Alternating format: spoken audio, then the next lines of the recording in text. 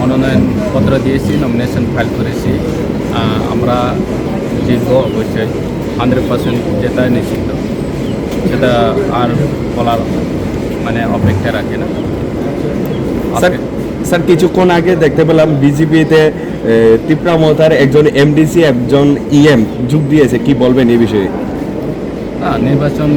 নির্বাচনে নিকটে দলের নেতারা যাবে, আসবে, আমাদের দলেও আসবে, আমাদের দল ছেড়ে বিজেপিতে যাবে, অন্য পার্টিতে যাবে, তাতে কোনো মানে নাই, আসে যায় না।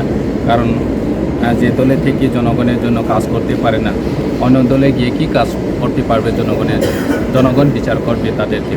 আমি আর কি বলবো। কতটা আসন পেতে পারেন আপনারা? মিনিমাম 25টা আমরা আসন পাবে।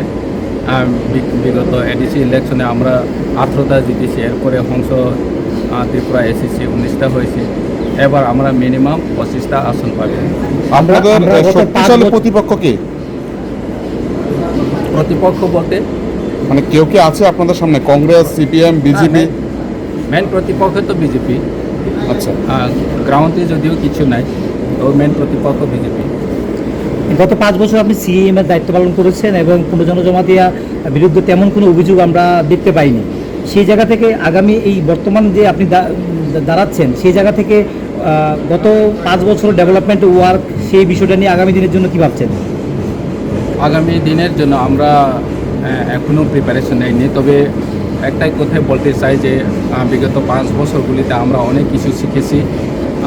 অ্যাডমিনিস্ট্রেশন কীভাবে চালাতে হয়, প্রশাসনিক কাজকর্মগুলি কার সাথে কীভাবে কথা বলে করা যায়, সেটা আমরা শিখেছি।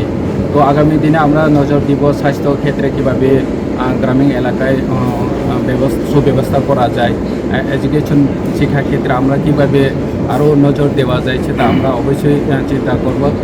আর যেটা মেন কথা হচ্ছে, যেটা আমরা বিগত 5 বছরগুলিতে করতে পারিনি, সেটা অবশ্যই আমরা করব, সেটা নিশ্চিত। মির্জা কাঠালিয়া